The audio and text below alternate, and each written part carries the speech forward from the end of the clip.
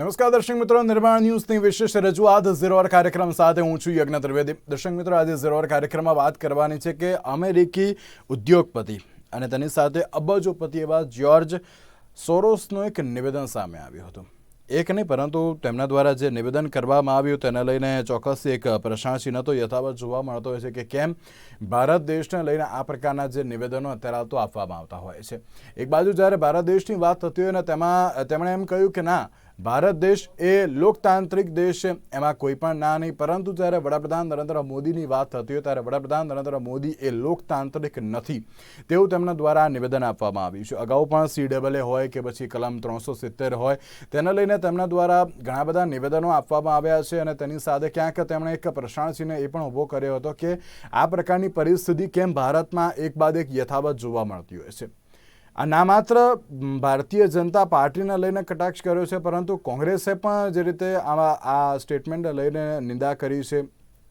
કોંગ્રેસ દ્વારા પણ એમ કહેવામાં આવ્યું છે કે ના, ભારતમાં લોકશાહી એ પરિવર્તનનો માર્ગ છે. તે પણ અત્યારે હાલ એક ચૂંટણી પ્રક્રિયા જે કરવામાં આવે છે તે અત્યારની આ બહુ યોગ્ય અત્યારે હાલ તો જોવા મળી રહી છે. પણ જ્યારથી આ નિવેદન સામે આવ્યું છે તેને લઈને ક્યાંક આક્ષેપ પ્રત્યાક્ષેપ યથાવત જોવા મળી રહ્યા છે અને તે પણ ક્યાંક વડાપ્રધાન નરેન્દ્ર મોદીને હોય કે પછી જો મુસ્લિમને લઈને પણ હોય કે મુસ્લિમોની હિંસાથી અત્યારે હાલ તો તેઓ મોટા નેતા બન્યા છે. તેવું એક જે નિવેદન જે સામે આવ્યું હતું તેને લઈને અત્યારે રાજકારણ ગરમાયું હોય તે પ્રમાણેની પરિસ્થિતિ યથાવત જોવા મળતી હોય છે. સવાલ એ જોવા મળતો હોય છે કે વિદેશમાં બેઠેલા જે ઉદ્યોગપતિઓ છે તે કેમ અત્યારે હાલ તો ભારતની અને તેની સાથે ભારતના વડાપ્રધાનની આ પ્રમાણે જે ટીકાઓ કરતા હોય છે. આ જ મુદ્દા ઉપર ચર્ચા વિચારણા કરવી છે. આ મુદ્દા ઉપર ચર્ચા વિચારણા કરવા માટે અમારી સાથે જોડી ગયા છે ડૉક્ટર પ્રતિક ત્રિવેદી કે જેઓ રાજકીય વિશ્લેષક છે અને સાથે સાથે ડૉક્ટર હેમાંગ વસાવડા કે જેઓ કોંગ્રેસના નેતા છે અને સાથે કોંગ્રેસના વાઇસ પ્રેસિડેન્ટ પણ છે, અને સંજીવભાઈ પંચોલી આપણી સાથે જોડી ગયા છે કે જો ભારતીય જનતા પાર્ટીના પ્રવક્તા છે. જે આપ ત્રણનું સૌથી પહેલાં તો સ્વાગત છે. પ્રતિકભાઈ, સૌથી પહેલી શરૂઆત હું આપનાથી કરીશ. અત્યાર સુધી આપણે ભારતમાં ઘણા બધા આક્ષેપ પ્રત્યાક્ષેપના નિવેદનો જોયા હતા કે ના, અત્યારે ભારતીય જનતા પાર્ટી જો કોઈ કાર્ય કરતી હોય તો તેનો આક્ષેપ કોંગ્રેસ કરતી હોય છે, કોંગ્રેસ કંઈ કરતી હોય તો ભારતીય જનતા પાર્ટી આક્ષેપ પ્રત્યાક્ષેપ આપણે એ પ્રમાણેના જોવા મળ્યા હતા. પણ જે જ્યોર્જ સોરોસની હું વાત કરું છું, અમેરિકી અબજોપતિ છે, એક બાદ એક છે તેમના દ્વારા નિવેદનો આપવામાં જ આવતા હોય છે. એ પણ CAA હોય કે પછી 370 હોય તેના લઈને પહેલાં પણ નિવેદન આપ્યું હતું અને અત્યારે ફરી એકવાર જે આ વિવાદાસ્પદ નિવેદન આપ્યું છે. સૌથી પહેલા તો આપ આ સોરોસના પ્રહારને કઈ રીતે જોઈ રહ્યા છો? એટલે યજ્ઞજી, તમે જે તમારી પૂર્વ ભૂમિકા બાંધી જ્યોર્જ સોરોસ, એ પ્રમાણે દેશમાં એના ઇતિહાસ વિશે બહુ વાત થઈ. એટલે હું એના ઇતિહાસમાં નથી પડતો કે કોણ છે, ક્યાંથી આવે છે, એનું બેકગ્રાઉન્ડ શું છે, ભૂતકાળમાં એને શું શું કર્યું છે.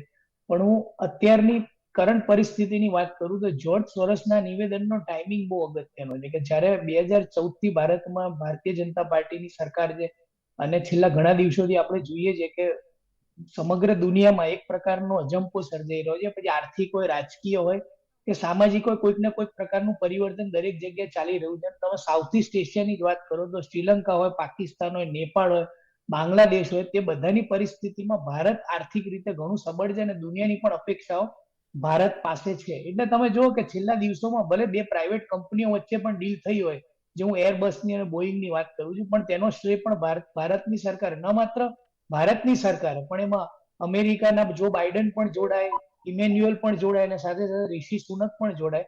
એટલે ક્યાંક ને ક્યાંક જે ભારતની વૈશ્વિક ગુરુ કે $5 ટ્રિલિયન ઇકોનોમી બનવાની વાત છે, તો મને લાગે છે કે સમગ્ર દુનિયાના આ પ્રકારના પ્રહારો પણ ભારતે સહન કરવા રહ્યા. જ્યાં સુધી જ્યોર્જ સોરોસની વાત છે તો જયશંકરે બહુ સારી વાત કીધી કે મ્યુનિચની કોન્ફરન્સમાં એમના દ્વારા આપેલું આ નિવેદન આ એક માત્ર એવા વ્યક્તિ દ્વારા અપાયું છે કે જે ઓલ્ડ છે, રીચ છે, ઓપિનિયટ છે અને ડેન્જરસ છે.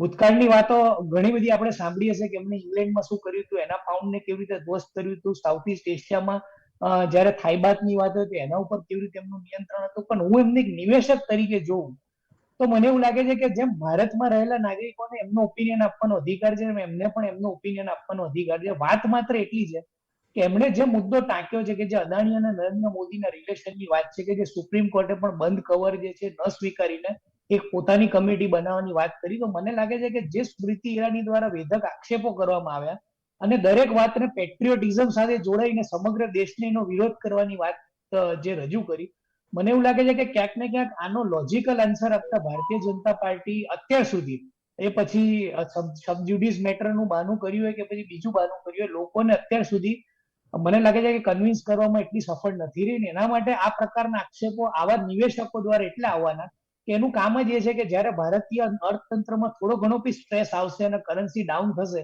એટલે ફરી એમાં ઇન્વેસ્ટમેન્ટ કરીને પોતાના પૈસા પાડી લેશે. પણ જ્યાં સુધી અર્થતંત્રની વાત હોય તો રાજકીય વિશ્લેષક તરીકે હું સ્પષ્ટ માનું છું કે કોઈ પણ વિદેશી આક્રમણો દ્વારા કે કોઈ પણ વિદેશી વિચારો દ્વારા ભારતમાં રહેલા લોકો સરકાર ઉથલાઈ પાડે કે સરકાર બનાવે, મને નથી લાગતું કે આપણું રાજકારણ કે આપણી રાજકીય સમજ એટલી નબળી હોય. એટલે હું એના નિવેદનને સખત વખોડું છું.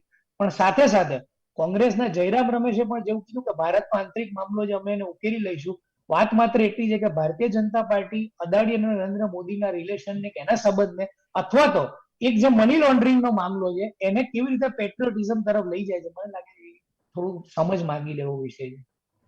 બિલકુલ. અને સાથે એક જ સવાલ યથાવત જોવા મળતો છે કે જ્યારે ભારતની વાત થતી હોય ને ભારતમાં ત્યારે કોઈ પણ પ્રકારની જે સિચ્યુએશન હોય, પરંતુ તેને લઈને આ પ્રકારનું જે નિવેદન આપવું એ તદ્દન યોગ્ય ન જ કહેવાય. કારણ કે અદાણીને ચલો એ અત્યારે તો જે જ્યુડિશિયલ મેટર તો છે અને તેની સાથે તેની ઉપર અત્યારે તો ચર્ચાઓ જોવા મળી રહી છે, એમાં કોઈ ના નહીં. પણ જ્યારે વિદેશમાં રહેલા નિવેશક આ પ્રકારનું જે નિવેદન આપતા હોય તો ચોક્કસથી અત્યારે સવાલ એ થતો હોય છે કે આ બદનામ કરવા માટે જે વિદેશી ફંડિંગની જે વાત અત્યારે તો સ્મૃતિ ઈરાનીએ કરી હતી ને તે ક્યાંક અત્યારે તો જોવા મળતી હોય તેવું લાગી રહ્યું છે. હેમાંગભાઈ, આપ કઈ રીતે જોઈ રહ્યા છો? કારણ કે સોરોસનો જે પ્રહાર અત્યારે તો જે સામે આવ્યો છે અને ક્યાંક વડાપ્રધાન નરેન્દ્ર મોદીને લઈને જ આ નિશાન ટાંક્યું છે. યજ્ઞભાઈ, પહેલા તો આપે એવું કીધું કે બદનામ કરવાનું આવું લાગે છે. ધુમાડો હોય તો ક્યાંક અગ્નિ હોય. તમે કંઈક કર્યું તો બદનામ થવા વારો આવ્યો છે. વાત સમજો. હવે સૌથી પહેલું તો આપણે એ નક્કી કરવાનું છે કે બહારના જે લોકો, જે પ્રાઇવેટ કંપનીઓ, જે છાપાઓ, જે નિરીક્ષકો એ કે છે એને મહત્વ આપવું કે નહીં. આપણને ગમતી વાત આવે એટલે આપણે બધે ચલાવીએ કે આ ફલાણો રિપોર્ટ એવું કે છે કે ઇન્ડિયા આ નંબરે, અને અણગમતી વાત આવે એટલે આપણે ધૂતકારીએ. આપણી પોલિસી પહેલા વિદેશ માટેની અતિ સ્પષ્ટ કરવી બહુ જરૂરી છે. એની માઇન્ડ ગેમ માની લો કે આ ભાઈ બોઝ જે છે, જોર્જ સારા કે જે નામ હોય, એમ માઇન્ડ ગેમ હમણાં પ્રતિકભાઈએ જેમ કીધું એમ નિવેશક છે ને એ એક માઇન્ડ ગેમ રમવા માંગે છે. પણ જો આપણે કોમ્પેક્ટ છીએ, આપણે નક્કી કર્યું છે કે એવા લોકોની વાત ના સાંભળવી, તો આ ચર્ચાનો અર્થ નથી. આપણે જો એમ માનીએ છીએ કે એ લોકો બહુ મોટા માણસો છે, અગત્યના છે, એમની વાત આપણે સાંભળવી છે, તો જ આ ચર્ચાનો અર્થ છે. મારા પાડોશી મારા માટે શું કે, મારો બાપ તરીકે હું કેવો છું, પતિ તરીકે કેવો છું, એ બધી વાતો મારે કોઈ લેવા દેવા નથી એવું રાખવું હોય તો બાજુવાળો ગમે એ બોલે, ટીવી ચેનલો ટાઈમ આપે, અખબારો ટાઈમ આપે, બોલ્યો તો બોલ્યો, એ બોલ્યો. એટલે મને તો આખું વલણ જે છે આ દેશનું એ જ સમજાતું નથી. જયરામ રમેશે બહુ સ્પષ્ટ કીધું ને બહુ સારું કીધું. કોંગ્રેસનું સ્ટેન્ડ પ્રજાને ફરીથી કહી દઉં કે એમણે એમ કીધું કે દરેક મામલા અમારા આંતરિક મામલા છે અને આવા આંતરિક મામલાઓમાં અમારે બહારની કોઈ મદદ જોતી નથી, અમે ઉકેલી લેશું. એટલે મને એમ છે કે એ નિવેદન પછી આ જ્યોર્જભાઈ વાળી વાત અહીં પૂરી જ આપણે કરવી પડે. એ જે બોલ્યા એ બોલ્યા. મોદી સાહેબ સાચા છે, ખોટા છે, મુસલમાનોને મારી નેતા બન્યા છે, ફલાણું છે, ઢીકણું છે, એ આપણે દેશમાં સમજી લેશું. આંતરરાષ્ટ્રીય શું કામ? આ બહુ મોટો મુદ્દો છે. અને મને એમ છે કે જે રીતે ભારતીય જનતા પાર્ટીએ પ્રતિક્રિયાઓ આપી એ પણ મને વ્યાજબી એટલે ન લાગી કે દરેક બાબતની પ્રતિક્રિયા આપવી જરૂરી નથી. બેન શ્રુતિબેન અને જયરામ રમેશે પ્રતિક્રિયા આપી અને આ જ્યોર્જભાઈ સારાભાઈને મોટા કર્યા અને દેશમાં ચર્ચાનો વિષય બનાવ્યો. અને છેલ્લી વાત જે પ્રતિકભાઈએ કીધી મને બહુ ગમી. દરેક વાત તમારે રાષ્ટ્રવાદ સાથે, દેશના ગૌરવ સાથે સંકાળી લેવી છે. ખોટી કંપનીઓથી લાખો કરોડો રૂપિયા દેશમાં સેલ કંપનીઓથી આવ્યા તો આવ્યા, એમાં દેશને શું ફાયદો થયો? એ અદાણીની વર્થ વેલ્યુ વધી. અને તોય આપણે એમ કહીએ કે દેશ સામે હુમલો, દેશના અર્થતંત્ર સામે હુમલો, આ વાહિયાતવાદ છે. એ માત્ર અદાણી અને અદાણી સામેનો મુદ્દો છે. એને દેશ સામેનો હુમલો ગણી જ ના શકાય, કારણ કે બીજા લાખો ગૃહો, મોટા ગૃહો એવા છે, નામ નથી લેવો, પણ એ ગૃહો એવા છે કે જેની સામે દુનિયામાં ક્યાંય આંગળી ચીંધાણી નથી. બિલકુલ બિલકુલ સાચી વાત છે. અને અત્યારની પરિસ્થિતિમાં ક્યાંક એ વાત પણ સાચી છે કે અત્યારે કોઈ પણ નિવેદન હોય તેનું જે મેં શરૂઆતમાં જ કહ્યું ને કે આક્ષેપ થતો હતો એની પાછળ ને પાછળ પ્રત્યાક્ષેપ રેડી જ હોય છે કે ના અત્યારે આ તો કયા પ્રકારનું જે સ્ટેટમેન્ટ આપવું કે નહીં, પરંતુ ક્યાંક વિચારતા પણ નથી કે ના સ્ટેટમેન્ટ આપવું કે નહીં. સંજીવભાઈ, વડાપ્રધાન નરેન્દ્ર મોદી ઉપર જે આ નિશાન સાધ્યું છે, સૌથી પહેલાં તો ભારતીય જનતા પાર્ટી તેને કઈ રીતે જોઈ રહી છે? જી યજ્ઞભાઈ, જેમ ડોક્ટર પ્રતીકભાઈ ત્રિવેદીએ પણ નિવેદન આપ્યું કે ભારત જ્યારે એક $5 ટ્રિલિયન ડોલરની એક ઇકોનોમી બનવા જઈ રહ્યું છે, ને જે રીતે મેક ઇન ઇન્ડિયાના નારા થકી આપણે હવે અબજો રૂપિયાના શસ્ત્રો પણ વિદેશમાં નિકાસ કરી રહ્યા છે. એટલે એક નવી દિશા ભારતની આવનારા દિવસોમાં દેખાય છે. કારણ કે જે પણ દેશો વિકાસશીલ બન્યા છે અથવા તો જે પણ દેશો પૈસાદાર બન્યા છે, એ વિદેશોમાં અન્ય દેશોને એમનો શસ્ત્રનો સરંજામ જે ખૂબ મોંઘો હોય છે એ વેચીને સામાન્ય રીતે બન્યા હોય છે. અને જે રીતે ઓટોમોબાઈલ ક્ષેત્રે ભારતે કાઠું કાઢ્યું છે, આજે ભારતની ટાટા હોય કે મહિન્દ્રા હોય, એ બધી કંપનીઓ એક્સપોર્ટ પણ ખૂબ કરે છે. એટલે મેક ઇન ઇન્ડિયા દ્વારા જે વિદેશી હુંડિયામણ કમાઈએ છે. પછી બીજી વાત આપણે જોવા જઈએ તો ભારતના ઉદ્યોગપતિઓએ માત્ર ભારતમાં જ નહીં વિદેશોમાં પણ એમનો વેપાર વિસ્તાર્યો છે. પછી એ ઓસ્ટ્રેલિયામાં હોય, અમેરિકામાં હોય કે કોઈ પણ દેશના, કોઈ પણ વિશ્વના કોઈ પ્રાંતમાં હોય. હવે આના કારણે ભારતની એક શાખ બની છે અને જેના કારણે ભારતના ઉદ્યોગપતિઓ ટોપ 10માં આવી રહ્યા છે. એક સમય એવો હતો કે ભારતના ઉદ્યોગપતિ ટોપ 50માં પણ નહોતા. એટલે વેપાર કરવો અને નિયમથી વેપાર કરવો કે વેપાર કરીને પોતાનું મૂલ્ય વધારવું, આ બધી બાબતો એક બિઝનેસના રિલેશનમાં છે. જ્યારે વિશ્વમાં તમે જુઓ કે હિડનબર્ગનો જે રિપોર્ટ આવ્યો, હિડનબર્ગના રિપોર્ટના કારણે જે હિન્દુસ્તાનના શેર માર્કેટમાં ઉથલપાથલ થઈ, એ વાત જો આપણે બાજુ પર મૂકીએ તો ટેસ્લા કંપની માટે પણ હિડનબર્ગે એક રિપોર્ટ આપેલો, અને જેના કારણે વિશ્વના માર્કેટમાં ટેસ્લા જેવી મોટી કંપનીના શેરો ડાઉન થઈ ગયેલા. હવે એ પણ હિડનબર્ગનો રિપોર્ટ હતો કે જે કંપનીની વેબસાઇટ ઉપર કોઈ વ્યક્તિનું નામ નથી, એનો ફોન નંબર નથી, એની કોન્ટેક્ટ ડિટેલ્સ નથી, એનો ઈમેલ આઈડી નથી, અને એવી કંપની રિપોર્ટ પ્રદર્શિત કરે અને પછી જ્યારે શેર માર્કેટ ડાઉન થાય, તો આની પાછળ વિશ્વના ઘણા બધા માલેતુજારો કે જે લોકો શું છે કે એમને આખી જિંદગી દે are very clever. Basically the English people are they are very clever, I can say. કારણ કે એમણે વર્ષો સુધી માઇન્ડ ગેમ થકી અને એક બળ થકી અનેક અર્થતંત્રોને કાબુમાં રાખ્યા છે. આપણને અંગ્રેજોનો ઇતિહાસ આપણે નથી ચર્ચા કરવો, પણ એમની સાથે એક માઇન્ડ ગેમ હતી, એમની સિસ્ટમ હતી, અને આપણા જ લોકોને આપણી સામે ઉભા કરીને એમણે આ દેશને કાબુમાં લીધો હતો. એટલે એ એક સારી માનસિકતા વગર ન થઈ શકે અથવા તો મગજની બુદ્ધિ વગર ન થઈ શકે. પરંતુ હવે જે રીતે ભારત આ ક્ષેત્રમાં, તમે જુઓ કે આજે પેપરમાં છે કે વિશ્વની ટોપ 15 કંપનીઝમાં બધા ઇન્ડિયન, પછી એ ગૂગલના હોય કે પછી IBM ના હોય કે બધાના પણ જે CEO છે કે જે ટોપ બ્યુરોક્રેટ્સ છે, ઓલ આર ઇન્ડિયન્સ. જ્યારથી ઋષિ સુનક પણ એક ભારતીય વંશના, એક ભલે he born and brought up whatever it is that, but basically he is an Indian. તો આવી રીતે ભારતીય મૂળના લોકોનું વિશ્વ ફલક પર જે રીતે સામ્રાજ્ય વધતું જાય છે અને ભારતની પણ શાખ વધતી જાય છે, એને જોઈ અને વિશ્વના જે માંધાતાઓ છે કે જેમની પોતાની ધન તિજોરી છે, એમાં એમને સંકટ લાગી રહ્યું છે. કારણ કે એમેઝોનના જે માલિક છે જેફ બોઝે, એ પણ everything is a mind game. તમે સમજો કે એક બુદ્ધિ વ્રતાથી એમણે આખા હિન્દુસ્તાન પર અત્યારે કબજો કર્યો છે. સંજીવભાઈ, જે રીતે હેમાંગભાઈએ કહ્યું કે જો આ માઇન્ડ ગેમ જ હોય તો પછી પ્રતિક્રિયા આપવાની જરૂર શું હતી? નહીં, એક્ઝેક્ટલી. એટલે આમાં સામાન્ય વ્યક્તિઓને આ બધી બાબતની ખબર હોતી નથી કે છેવાડાનો વ્યક્તિ શું છે કે આમાં સમજ હોતી નથી, અને જ્યારે કોઈ પણ વસ્તુ થતી હોય તો એને આપણા દેશની વાત છે. જેમ હું જયરામ રમેશજીને પણ બિરદાવીશ, એસ જયશંકરે પણ કહ્યું કે George Soros is a old, rich and very dangerous man. તો એકચ્યુઅલી દે આર વેરી ક્લેવર.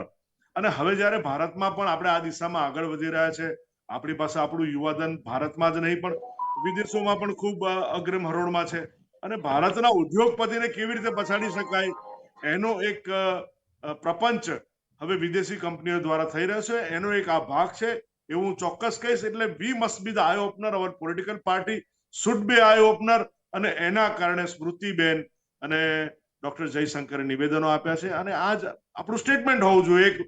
એક ભારતીય તરીકે આપણે દરેક ભારતીયનું આ સ્ટેટમેન્ટ હોવું જોઈએ. એક સવાલ અત્યારે એ થતો હોય છે કે તમે જે રીતે કહ્યું કે ના 2014 પહેલાં કંઈ હતું નહીં, 2014 બાદ જે વડાપ્રધાન નરેન્દ્ર મોદી આવ્યા, તેમણે જે વિકાસ કર્યો અને પછી જ બધું ભારતમાં થયું હોય અને પછી જ બધું વિશ્વમાં થયું હોય, તેવું કેમ આપના નિવેદનથી અત્યારે તો જોવા મળી રહ્યું છે? 2014 પહેલા આવું થયું નથી. એમ આપણો દેશ સતત પ્રગતિ કરતો રહ્યો છે, પણ પ્રગતિની જે ગતિ છે થોડી વધી છે. તો એમાં ખોટું શું છે? અને આપણને દેખાઈને આવે છે. આપણે એવું તો છે જ નહીં કે ભાઈ આવનારા ભૂતકાળમાં આપણે કોઈ મનમોહન સિંઘે કશું નથી કર્યું કે રાજીવ ગાંધીના કારણે આપણે ટેલિકોમ્યુનિકેશનમાં આપણે આગળ વધ્યા. જ્યારે એક સમય એવો હતો કે ભાઈ લોકો ફોન માટે વલખા મારતા હતા, તો એ આપણે સ્વીકારવું જોઈએ કે રાજીવ ગાંધીની દેન છે, સેમ પિત્રોડાની દેન છે. ઓકે સંજયભાઈ, ઓકે. ટેકનોલોજી દિવસે દિવસે વધે છે, તો આપણે વી મસ્ટ એપ્રિશિએટ એવરીબડી. પણ ભારતીય જનતા પાર્ટીમાં એની ગતિ વધી છે, હું ચોક્કસ કહી શકાય. ચાલો, ઓકે, વિકાસની ગતિ વધી છે. વિકાસની ગતિ ઉપર હું પછી વાત કરીશ, પણ પ્રતિકભાઈ, એમાં સવાલ એ થતો હોય છે કે જ્યોર્જ સોરોસ હોય કે પછી હિન્ડનબર્ગ હોય કે પછી BBC હોય, એક બાદ એક જે રિપોર્ટ અત્યારે તો ભારતના જે અત્યારે તો તે લોકો કહેવાય કે પ્રદર્શિત કરી રહ્યા છે, તેના લઈને ક્યાંક ભારતની છબીને લઈને પણ જે આખા વર્લ્ડમાં અત્યારે તો સવાલ થતો હોય છે. પણ એક વસ્તુ ચોક્કસ છે કે ભારતને જે અત્યારે છબી જે પુરવાર કરવાની કોઈ જરૂર નથી, કારણ કે જે પ્રમાણે જ્યારે રશિયાની વાત કરવામાં તો રશિયાથી આપણે જે પેટ્રોલ લાવીએ છીએ તે ચોક્કસથી ઘણું જે સસ્તું છે, અને તેની સાથે જે તેના કારણે અત્યારે તો તમામ લોકોને એમ કહેવાય કે ના અત્યારે જે ઓછા ભાવમાં અત્યારે જે પેટ્રોલ પણ મળી રહ્યું છે, જે પ્રમાણે અમુક જે પ્રતિબંધો રશિયા અને યુક્રેન પછી જે જોવા મળ્યા હતા ને તે ઉપરથી. પણ આ તમામ પ્રકારના જે રિપોર્ટ્સ અત્યારે તો ભારત તરફી સામે કેમ આવી રહ્યા છે, તે સૌથી પહેલો સવાલ અત્યારે તો જોવા મળતો હોય છે. હિન્ડનબર્ગ હોય કે પછી BBC હોય કે પછી આ જ્યોર્જ સોરોસનું સ્ટેટમેન્ટ હોય. યજ્ઞજી, બહુ સારો પ્રશ્ન છે. આના મૂળમાં કઈ વાત છે ને એ સમજવાની જરૂર છે. જ્યોર્જ સોરોસે કોઈ ભારતનો વિરોધ નથી કર્યો કે કોઈ ભારત વિરોધી નથી. જે નરેન્દ્ર મોદી વિરુદ્ધના ઝંડા લઈને આપણે 10 મહિના પહેલા ફરતા હતા કે ફોર્બ્સની યાદીમાં એમને સ્થાન મળ્યું, એ જ ફોર્બ્સ જ્યોર્જ સોરોસને દુનિયાના સૌથી ઉદારવાદી માણસ તરીકે બિરદાવે છે, કેમ કે એની આવકનો 60% ભાગ જે છે એ આવી રીતે અલગ અલગ દેશોમાં લિબરલાઇઝેશન, એટલે જે લોકો આવી રીતે લોકશાહીમાં માનતા હોય એમની પાછળ ખર્ચે છે. એમનો પ્રશ્ન માત્ર એટલો છે કે ભારત દેશ એ દુનિયાનું સૌથી મોટું લોકતંત્ર છે, અને લોકતંત્રની સૌથી મોટી પ્રણાલી એટલે કે લોકસભા અને રાજ્યસભા જો પાર્લામેન્ટમાં સ્થાયી સરકાર 2014 થી દેશમાં છે, એ આવા સળગતા મુદ્દાનો જવાબ નહીં આપે તો જો ભારતનું લોકતંત્ર ખતરામાં હશે તો સમગ્ર દુનિયા માટે ખતરો છે. એટલે એમનો મૂળભૂત પ્રશ્ન જે છે કે અદાણી અને મોદીના સંબંધનો જે પ્રશ્ન છે એનો સરકાર જવાબ પાર્લામેન્ટમાં કેમ ન આપે, આ એના મૂળમાં વિષય છે. તમારો જે પ્રશ્ન છે એનો 3 ભાગમાં જવાબ આપીશ કે ભારતની છબી વૈશ્વિક રીતે ઉપજાવવાનો પ્રયત્ન કર્યો કોણે? એસ જયશંકરજી અલગ અલગ જગ્યાએ જઈને, મને યાદ છે કે થોડા સમય પહેલા G20 માં એમણે એવું કહ્યું હતું કે હું અને મારો દીકરો અમેરિકામાં હોટલમાં ગયા, એમનો દીકરો અમેરિકામાં છે, અને હોટલમાં ગયા ત્યાં એમની પાસે કોવિડ વેક્સિનનું સર્ટિફિકેટ માંગ્યું, તો એમના દીકરાએ ખિસ્સામાંથી કાગળનું સર્ટિફિકેટ કાઢ્યું, પણ ભારતની પ્રગતિ જો કે એમણે મોબાઈલમાં એપ્લિકેશનમાં એમને સર્ટિફિકેટ બતાવ્યું. વૈશ્વિક જગ્યાએ જયારે તમે અમેરિકાને સીધી જ પ્રતિસ્પર્ધામાં લાઈન મૂકો છો, અને એ જ અમેરિકા અને યુરોપના દેશો જયારે ભારતને એવું કહે છે કે તમે રશિયાથી છેડો પાડો, કેમ કે એમનું યુક્રેન ઉપર ઇન્વેઝન એ તમારા માટે, તો તમે તો તમારી સૈન્યને ડિફેન્સ નામ આપ્યું છે, તો તમે આ હુમલાને કેવી રીતે સપોર્ટ કરી શકો? ત્યારે ભારત એવું કે ભાઈ યુરોપના પ્રશ્નો એ દુનિયાના પ્રશ્નો નથી, અને દુનિયાના પ્રશ્નો યુરોપના પ્રશ્નો નથી. અમે રશિયા સાથે અમારો જે સંબંધ છે ચાલુ રાખીશું. અને ત્રીજા નંબરની વાત કે જ્યારે ભારત અત્યારે દુનિયાના 30 દેશો સાથે રૂપિયામાં વ્યવહાર કરીને રૂપિયાને દુનિયાની કરન્સી બનાવવા જઈ રહ્યો છે, ત્યારે દુનિયાના આવા પ્રશ્નો ભારતે સાંભળવા એટલા માટે પડશે કે આ બધી વસ્તુનું અસર જેમ ડોલર ઉપર પડે છે, પાઉન્ડ ઉપર પડે છે, એમ જો રૂપિયો પણ આંતરરાષ્ટ્રીય કરન્સી થશે તો આ બધા પ્રહારો પણ સહન કરવા પડશે. અને એ બાબતમાં મારે કોંગ્રેસને અભિનંદન એટલા આપવા પડે કે જે જગ્યાએ અમેરિકા અને લંડન જેવી મોટી મહાસત્તાઓ એક મહિલા પ્રધાનમંત્રી માટે વલખા મારે છે, ત્યારે ભારત દેશે તો એ સમય ઇન્દિરા ગાંધીનું નેતૃત્વ જોયું છે, જે 2014 પહેલા થયું હતું. અને એ સમયની વિદેશ નીતિ જે છે ને અત્યારની વિદેશ નીતિ મને લાગે છે કે એની કમ્પેરિઝન આપણે કરવાની જરૂર નથી, પણ એમાંથી શીખવાની તદ્દન જરૂર છે કે જ્યાં સુધી વિદેશ નીતિની વાત હોય ત્યાં સુધી સ્મૃતિ ઈરાની દ્વારા આવી રીતે અપફ્રન્ટ આવીને પ્રેસ કોન્ફરન્સ કરવી અને જોર્જ સોરસની તમામ વાતોનો છેદ ઉડાડી નાખવો, મને લાગે છે કે એને થોડુંક આપણે હિન્ડનબર્ગ હોય, ડિમોનિટાઇઝેશન હોય, પેગાસીસ હોય, બીબીસી હોય કે જોર્જ સોરસ હોય, બધાની વાતને રાહુલ ગાંધીની ભારત જોડો યાત્રા, એમાં આવેલા વ્યક્તિઓ અને છેલ્લે કોઈ પણ વિદેશી આક્રમણની તાર રાહુલ ગાંધીના સંબંધ સાથે જાય. મને લાગે છે કે એક બાજુ આપણે એવું કહીએ કે પ્રધાનમંત્રી વૈશ્વિક નેતા છે અને બીજી બાજુ એવું કહીએ કે એક અકેલા સફર ભારી, તો મને લાગે છે કે આ બંનેમાંથી ક્યાંક આપણે એનું થોડુંક વિવરણ કરવાની જરૂર છે. બિલકુલ બિલકુલ સાચી વાત છે ને અત્યારે હાલની આ પરિસ્થિતિમાં ચોક્કસ એક સવાલ એ પેલું થતો હોય છે ને કે પેલું બદનામનું જે વિદેશી ફંડિંગની એ બધાની જે બધી વાત જે જોઈન્ટ કરી લેવામાં આવી છે ને તે ક્યાંક અત્યારે તો ખોટી હોય ને તેવું અત્યારે તો જોવા મળી રહ્યું છે. જી હેમાંગભાઈ, જ્યારે એમ કહેવાય કે આ જે આખો પ્રશ્ન જે અત્યારે જે ચર્ચાયો CAA હોય કે 370 હોય, છેલ્લે એક જ સવાલ આવીને અટકે છે કે જે અમુક જે મુદ્દાઓ છે તેને લઈને સરકાર ક્યાંક યોગ્ય જવાબ આપતી નથી. ચોક્કસ. પહેલા હું કહી દઉં કે પ્રતિકભાઈએ ખૂબ સરસ વાત કરી, ખૂબ સરસ. અને જે જોર્જ સોરા જે બોલ્યા એ આ જ રીતે બોલ્યા છે. આપે જોયું હશે કે 1.5 કલાકનું ભાષણ લોકસભામાં દેશે જોયું છે અને 1 કલાક ને 23 મિનિટ કે 28 મિનિટનું ભાષણ રાજ્યસભામાં. એમાં દેશના ઇકોનોમીના પ્રશ્નો, જે આંતરરાષ્ટ્રીય કક્ષાએ ભારત માટે જે પ્રશ્નો ઉભા થયા છે, પોલિસી, એ વિશે કોઈ વાત નથી. તમે નહેરુ કેમ નથી, તમે ગાંધી કેમ છો, હું એકલા આખા બધા ઉપર ભારે, આવી વાતો થઈ. આ આંતરરાષ્ટ્રીય સમુદાય છે એ કાવતરું કરે છે એવું વારે વારે ભારતીય જનતા પાર્ટી અને એના મિત્રો કહે છે કે દેશનો વિકાસ નથી જોઈ શકતા, 5 ટ્રિલિયનની ઇકોનોમી થવા જઈ રહ્યા છે એ નથી જોઈ શકતા, આવી વાત કરે છે. પણ એના પ્રશ્નના જો તમે એને વેલિડ ગણો છો, જો હમણાં નરેન્દ્રભાઈના વખાણ કર્યા હોય તો દરેક સ્કૂલમાં પોસ્ટર લાગે કે આપણા માનનીય વડાપ્રધાન શ્રીને ફોર્બ્સે આમ કીધું, ન્યુયોર્ક ટાઈમ્સે આમ લખ્યું, સ્કૂલે પોસ્ટરો લગાવે. તમે જો એને મહત્વ આપો છો તો એના તમામ પ્રશ્નો ઉપર ગંભીરતાથી વિચારો. પ્રશ્નો ગંભીર છે. તમે જે કાંઈ અદાણી માટેની જે વાત બહાર આવી કે પેગાસસની બહાર વાત આવી, એ બાબત લાઇટલી આદેશમાં લઈ શકાય નહીં. જો સરકાર એનો જવાબ ન આપતી હોય અને એની એ વાત રિપીટ કરે જાતી હોય તો હું ચોક્કસ એવું માનું છું, બહુ જનૂનથી એવું માનું છું કે આ બધા પાછળ સરકાર છે અને એટલે જ દુનિયા એમ કે છે કે આ લોકશાહી બરાબર નથી. જો અમેરિકાના પ્રેસિડેન્ટને ઘેર FBI ના દરોડા પડી શકતા હોય તો IT સેલના એકાદ ચેરમેન બીજેપીના કે એકાક રાજ્યના ઉપપ્રમુખ કે મહામંત્રીની ઘેરે CBI કે તો અમિતભાઈ શાહ ને નરેન્દ્રભાઈ ને તો આગી વાત થઈ. કોર્પોરેટરને ઘેર નથી જતા તો દુનિયા તો પૂછવાની. એટલે જો તમારે વૈશ્વિક ગુરુ બનવું છે તો આંતરિક સુધારો કરી અને પ્રતિષ્ઠા આપણી ઊભી થાય એવા પ્રયત્ન મેચ્યોરિટીથી કરવા પડે. મેં અકેલા એક પર ભારીથી કોઈ દી આ પ્રશ્ન પતે નહીં. વૈશ્વિક જે અને તેની સાથે વિશ્વગુરુ બનવું હોય તો અત્યારે જે સુધારા કરવા બહુ જરૂરી છે. અને સંજયભાઈ, આ પ્રશ્ન ફરી એકવાર જે ચર્ચાયો છે એટલા માટે કારણ કે ક્યાંક ભારતીય જનતા પાર્ટી જવાબ આપતી નથી. યજ્ઞભાઈ, જે રીતે કોંગ્રેસ પાસે નિરાશા પ્રવર્તે છે, જે રીતે નેતૃત્વ દેશમાં થઈ રહ્યું છે, તો સ્વાભાવિક છે કે વિપક્ષનું કામ હોય કે એ કાદવ ઉછાળવો હોય અને એમણે કરવું પણ જોઈએ. એટલે એ બાબતે કોઈ એ નથી તકલીફ, પરંતુ દરેક પ્રશ્નનો જવાબ આમાં ન આપી શકાય. અને બીજી વાત એ છે કે આજ જે ભાઈ છે એ રાજસ્થાનમાં પણ ખૂબ મોટા રૂપિયા આપીને એમની સાથે ધંધો કરે છે. તો એટલે જ્યારે કોઈ ઉદ્યોગપતિ કામ કરી રહ્યો હોય તો એની સિસ્ટમથી કામ કરી રહ્યો હોય અને એમાં સરકારને એની સાથે એનો ગ્રોથ થાય, એ દેશમાં પણ વેપાર કરે અને વિદેશમાં પણ વેપાર કરે, એ બાબતે એને એક પ્રેરક બળ પૂરું પાડવું જોઈએ. કરોડો રૂપિયાનો, અબજો રૂપિયાનો કોન્ટ્રાક્ટ એમણે રાજસ્થાનમાં પણ કર્યો છે, છત્તીસગઢમાં પણ કર્યો છે.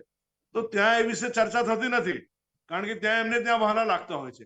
એટલે અને આવી નીતિ વિપક્ષની હોતી હોય છે, એમાં અમને કઈ વાંધો હોતો નથી, પરંતુ એક અકેલા સબ પે ભારી આ સિદ્ધાંત જે છે એ 2024 માટે છે, અને એ આવનારા દિવસોમાં આપણને વિદિત થાય છે કે હવે જયારે પરિસ્થિતિ જ એવી છે કે એ જે નિર્માણ થઈ રહ્યું છે અને જે રીતે વિશ્વના જે આવા જ્યોર્જ સોરોસ જેવા નામ આપણે ક્યારેય જાણતા નહોતા, તો આવા જે પૈસાદાર દેડકાઓ જે ફૂટી નીકળ્યા છે આપણી વિરુદ્ધ ઓકવા માટે, ડ્રોવ કરવા માટે, તો આપણે એમને ડામી દેવા જોઈએ અને એમને સણસણતો જવાબ આપવો જોઈએ, એવી મારી લાગણી છે. સણસણતો જવાબ આપવો જોઈએ. પ્રતિકભાઈ, છેલ્લો પ્રશ્ન થોડુંક ટૂંકમાં મને કહેજો. આ બધા નિવેદનો, બધા રિપોર્ટ્સ ક્યાંક ઇલેક્શનને કનેક્ટેડ હોય તેવું લાગી રહ્યું છે? ના, ચોક્કસથી, કેમ કે લોકતંત્ર છે ને, લોકતંત્રમાં લોકો ચૂંટવાના છે પ્રધાનમંત્રી કોણ છે, તો જે પણ ડિસ્કોર્સ થશે પબ્લિકની વચ્ચે જ થશે. તમે જયારે દરેક વસ્તુની ક્રેડિટ, મેં કીધું કે 2 પ્રાઇવેટ કંપની પ્લેનની ડીલ કરે, આનાથી મોટી ઇન્ડિગોની ડીલ ભારત દેશમાં થઈ છે, ત્યારે કોઈ પ્રધાનમંત્રી સ્ટે નહોતો લીધો, પણ 4 દેશના પ્રધાનમંત્રીઓ સાથે આવીને એનો ક્રેડિટ લે છે, ત્યારે પછી આ બધી બાબતોનો જો ડિસ્ક્રેડિટ તમને મળે એ પણ લેવી પડશે. અંતમાં ખાલી એટલે કહીશ કે આ ચર્ચામાં તમારે એક સાયકોલોજીસ્ટને પણ રાખવા જોઈતા હતા, કેમ કે મારો અભ્યાસ એવું કહે છે કે જયારે તમારા મગજમાં એવી ફિલસૂફી આવે કે બધા મારી વિરુદ્ધમાં છે, દરેક કાવતરું મારી વિરુદ્ધમાં થઈ રહ્યું છે, દરેક કાવતરું અમારી સરકારને પાડવા થઈ રહ્યું છે, દુનિયામાં કોઈ પણ સ્ટેટમેન્ટ આવે છે અમારા દેશને કેમ અમારી પ્રતિષ્ઠાને બદનામ કરવા આવે છે, આને પોલિટિકલ ડિસઓર્ડર કહેવાય છે. એટલે મને લાગે છે કે એમાંથી આપણે બહાર આવવું જોઈએ, કેમ કે વિશ્વના નેતાઓ તમે જુઓ તો ક્યારે પણ આવા ડિસ્કોર્સમાં પડતા નથી. ભારતે એનાથી છેડો આવવો જોઈએ. અને જેમ પંચોલી સાહેબે કીધું કે આવા જ્યોર્જ સોરસ અને હેમાંગભાઈએ પણ કીધું કે એવા વ્યક્તિઓને મોટા કરવાની બદલે એના નિવેદનનો છેદ ઉડાડીને એને જવાબ ન આપવો હોય જેનો સૌથી મોટો જવાબ હોય છે. બિલકુલ. તો હવે જોવાનું એ રહ્યું કે હવે ભારતીય જનતા પાર્ટી અને કોંગ્રેસ દ્વારા તો ચલો જવાબ તો આપી દેવામાં આવ્યો છે. હવે આગળ કેવા પ્રકારની પરિસ્થિતિ સર્જાશે અને તેની સાથે જ્યારે ભારતને લઈને જે પણ કોઈ પ્રશ્નો છે તેનો જવાબ હવે આગામી સમયમાં, અને તેની સાથે આંતરિક સુધારાની જે વાત કરી છે તે હવે આગામી સમયમાં સરકાર કેવી રીતે કરશે તે તો હવે જોવાનું જ રહ્યું. તેની સાથે સંજીવભાઈ, પ્રતિકભાઈ અને હેમાંગભાઈ, આપ ત્રણનો આભાર અમારી સાથે આ ચર્ચા વિચારણામાં જોડાવા માટે. તો દર્શક મિત્રો, આજની આ વિશેષ રજૂઆતમાં બસ આટલું જ. રજા આપશો. નમસ્કાર.